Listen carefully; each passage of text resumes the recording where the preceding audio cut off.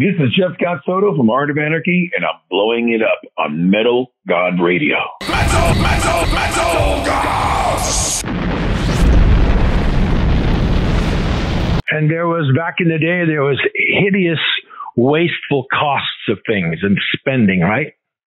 Oh, yeah. I mean, a lot of those budgets that were inflated, besides having to pay, obviously you needed engineers, you needed the studio time and all the gear that you needed to get in there. You needed to eat. So there were a lot of dinners, a lot of catering, a lot of ordering in. So those things, that's what chewed up a lot of those budgets when you think about it.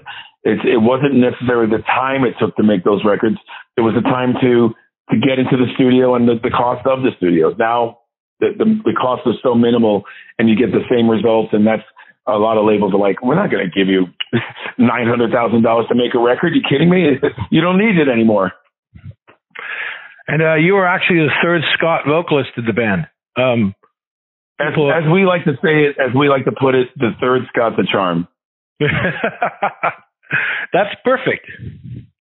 Yeah, and it is funny how that was one of the first things when I approached the guys, because the difference in me being the singer in this band is I went to them saying, I'm a fan of the music. It's a pity that the band is no longer going to exist anymore. It would have been amazing. I would have loved to see where my voice and my role would have fit on these songs or in your music in general. But that they were impressed by the fact that I went to them, that they weren't coming to me trying to pitch me into doing it or talk me into it or entice me into doing it. I went to them and made them go, you know what, maybe this is what we needed. Somebody who's got the enthusiasm to make this thing happen. And from that, the songs came together so not quickly, but creatively and organically. And the whole vibe, even Bumblefoot said, this is the first time we actually had a proper band vibe going on with this lineup. Of the two prior vocalists, which have been your favorites as singers for Art of Anarchy and their previous work, as they were both top-notch vocalists? Well, I mean, absolutely no disrespect. I respect both Scotts. I respect what they brought to the table and everything they've done in their careers. But I was never a fan of Stone Temple Pilots or Creed. So I got to tell you that for me, listening to the Art of Anarchy stuff, I was listening to it, envisioning what I would have sounded like over it, because I was not really a fan of those singers in terms of, it's just not my cup of tea. I'm not saying they're terrible. I'm not saying they're bad. I don't want this clickbait stuff to be, oh, Jeff he's mocking the two singers previously. Not at all. Absolute respect, nothing but love and respect for these guys.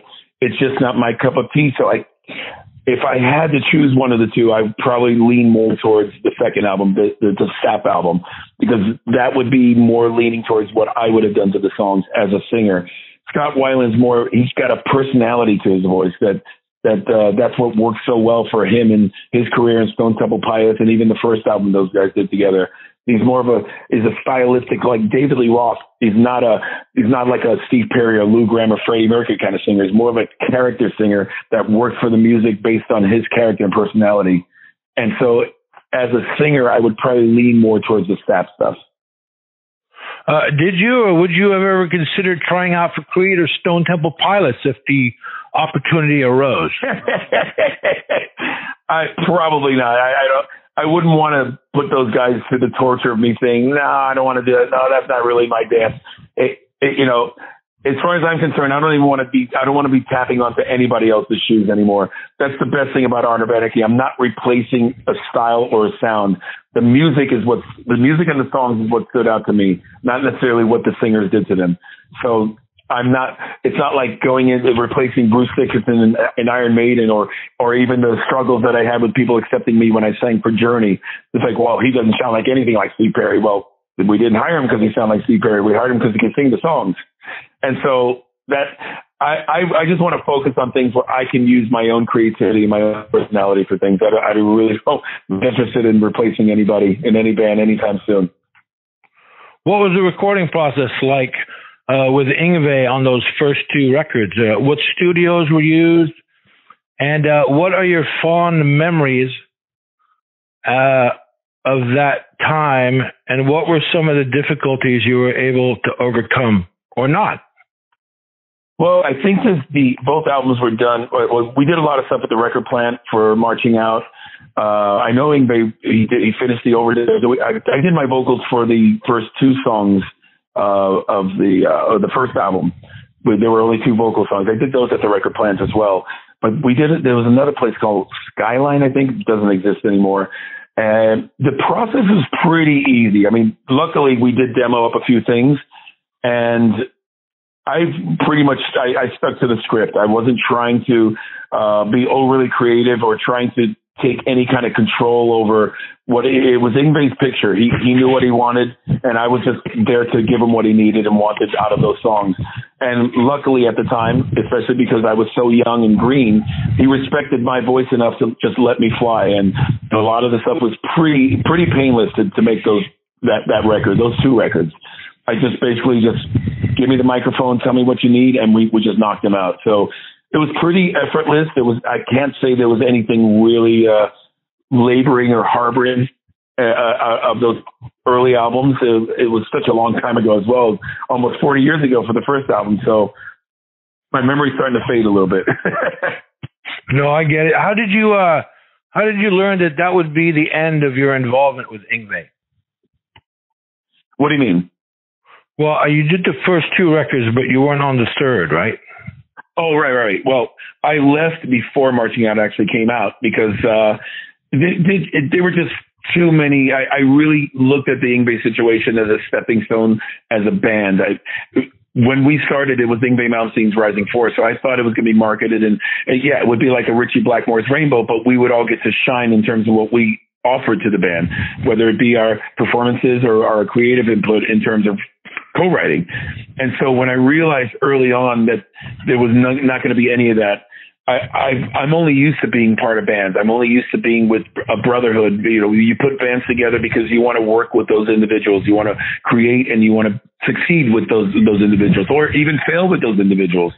And that's what I was used to. When I didn't get that with Yngwie, I started feeling like, I don't want to be somebody's singer. I don't want to be somebody's hired gun. I want to actually be a part of the process. And when I realized that there wasn't any room for that there, I found another situation at that time that I thought was going to be beneficial to me. And I left in mid-85, like May or June of 85. And that was my decision. And I remember the conversation I had with Yngwie towards the end, like the last maybe 2 weeks of the tour before I left the band. Because when I told him I was moving on and I was doing this, it was kind of like okay. And I thought, wow, the guy he must not really have wanted me or liked me. And then I finally approached him with it. I said, I always wondered why you never fought for me, why you never said, man, I really want you to stay. I really wish you would change your mind, or we can make changes to whatever is bothering you, whatever. Never really came to me with that. It was more or less, you want to leave? Fine by me. And his reply was, hey, I like anybody in my life, I don't want anybody there that doesn't want to be there. So in other words, he's not going to fight for me. If I want to go, he's going to say, then you need to go. If you need to leave, if you feel you need to go, then that's your decision. I'm not going to hold you back or beg you to stay because you don't want to be here. And I honored that. I respected that of him. Absolutely. And it's almost a season for TSO. Will we find you here on the West Coast or on the East Coast? I am on the West Coast band, 15 years and counting. It's as my musical director and one of my best friends, Al Petrelli, said, as long as I'm on the West Coast, you ain't going anywhere. So, in other words, if the East say, hey, why don't this year we get Jeff, before you finish the sentence, Al's going to go, nope. And what an amazing spectacle that whole thing is. I've seen it a couple of times, and it's just so over the top rock and roll live. Man, I'm truly blessed to still be a part of this. Paul O'Neill, the founder, God rest his soul, we lost him in 2017. At this point, we're continuing this as a tribute to the crazy imagination he had in building this entire empire that we're all just so lucky to be part of. And so at this point, we're going out there and we're doing it for him. We want to continue his legacy. And I'm just so grateful that they still want me after all these years. And I'm giving them everything that I have in me to make sure that they realize I really appreciate being there. And I last saw you in Sacramento with Sons of Apollo. That's still a thing, right?